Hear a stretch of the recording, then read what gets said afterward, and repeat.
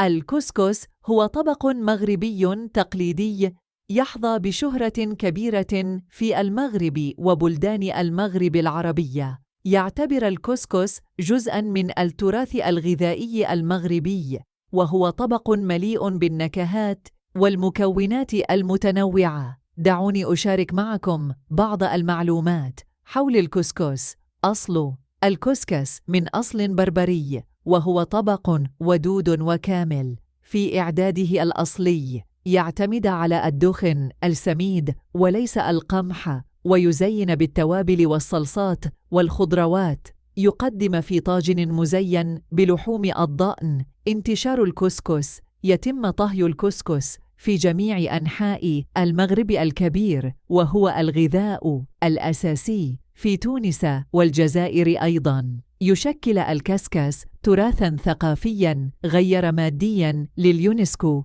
منذ عام 2020. التحضير: يتم تحضير الكسكس من سماد القمح القاسي، ويخلط بالماء ويتحول إلى حبيبات صغيرة. يقدم مع مرق لحم الضأن ومجموعة متنوعة من الخضروات. في الختام، الكسكس هو ليس فقط طعاماً، بل هو جزء من الثقافة والتقاليد المغربية،